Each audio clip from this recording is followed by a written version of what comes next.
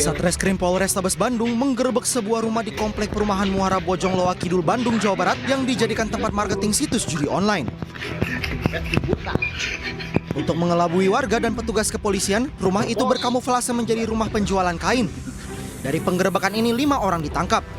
Sementara itu menurut salah satu tersangka berinisial FG, diketahui pegawai dari admin telemarketing ini mulanya berjumlah 17 orang. Namun banyak yang mengundurkan diri. Dan kemarin telah dilaksanakan penggerebekan oleh jajaran Satreskrim Polrestabes Bandung dan telah diamankan kurang lebih 5 orang yang berada di tempat ini. 1 orang FG sebagai supervisor dan 4 orang ini adalah sebagai telemarketing.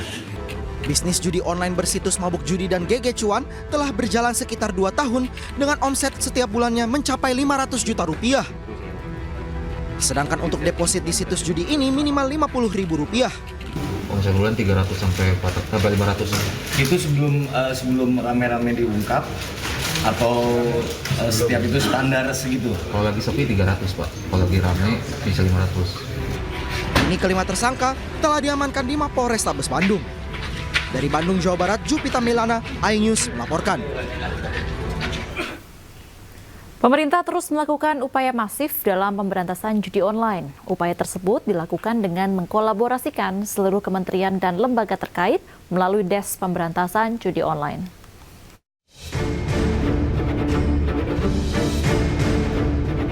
Sebanyak 8,8 juta orang di Indonesia terlibat judi online dengan perputaran uang menyentuh angka 900 triliun rupiah di tahun 2024. Pemerintah pun hingga kini terus melakukan upaya masif dalam memberantas judi online di tanah air. Menteri Koordinator Politik dan Keamanan Budi Gunawan menyampaikan pemerintah melalui Des Pemberantasan Judi Online akan melakukan 3 langkah prioritas. Di antaranya pemblokiran situs judi online secara sistematis, penelusuran aliran dana jaringan judi online, dan meningkatkan koordinasi lintas negara. Des gabungan akan bekerjasama dengan platform-platform teknologi dan penyelenggara jasa internet untuk melakukan pemblokiran secara sistematis. Yang kedua, Des gabungan juga akan terus melakukan penegakan hukum dan penelusuran aliran keuangan judi online.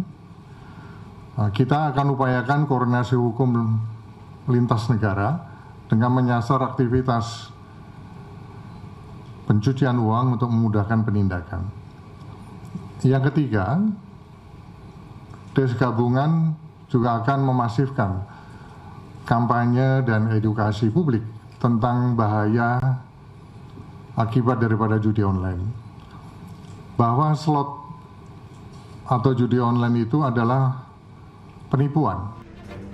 Menteri Komunikasi dan Digital Menkomdigi Mutia Afif menyampaikan Komdigi secara aktif terus memblokir ratusan ribu situs judi online. Dengan itu, pemerintah juga menutup akun rekening bank yang terafiliasi dengan judi online. Situs-situs yang ditutup sudah 104.819, itu kalau dihitung dari 4 November, kalau kita hitung dari tanggal 20 Oktober atau pemerintahan baru, itu angkanya sudah di 380.000 sekian. Kemudian untuk permohonan pemblokiran rekening bank untuk bulan November saja, yaitu wilayah kerja Des Judi Online ini, kami sudah mengirimkan 651 permohonan untuk kemudian rekening bank ini ditindaklanjuti atau diblokir. Jadi sebagaimana teman-teman ketahui bahwa situs satu hal lain adalah rekening. Jadi kalau situs seperti tangannya, rekening ini seperti nadinya. Sementara itu dalam kurun waktu 2 minggu, kepolisian hingga kini berhasil mengungkap sebanyak 619 kasus judi online dengan jumlah tersangka mencapai 734 orang. Kepolisian juga telah menyita uang tunai sebesar 177,6 miliar rupiah. Kolaborasi antara seluruh kementerian dan lembaga juga terus akan digalakan untuk memberantas judi online. Dari Jakarta, tim liputan iNews melaporkan. Pemirsa, pameran internasional mesin pengolahan material plastik dan karet terbesar di Indonesia kembali digelar di G-Expo Kemayoran, Jakarta Pusat. Pameran edisi ke-35 ini menampilkan rangkaian inovasi yang siap membawa industri ramah lingkungan.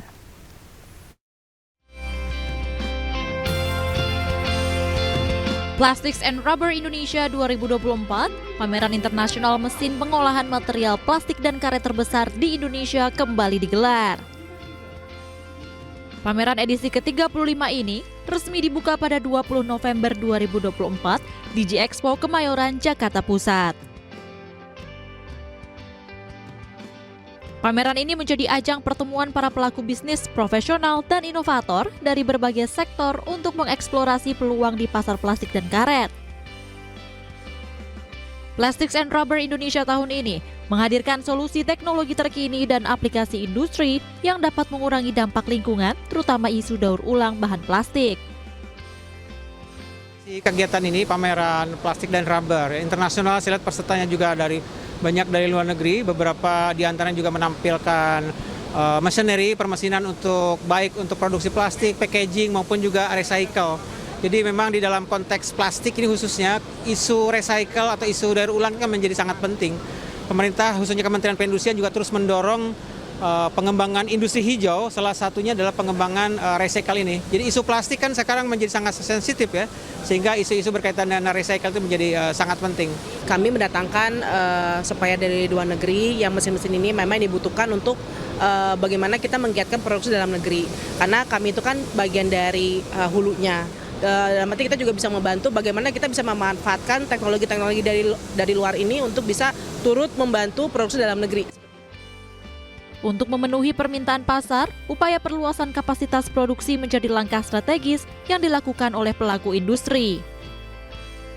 Target peningkatan produksi diharapkan mampu menjawab kebutuhan pasar lokasi sekaligus mendukung pertumbuhan industri secara menyeluruh. Dari Jakarta, Ismalia, Rama Romadona, iNews melaporkan.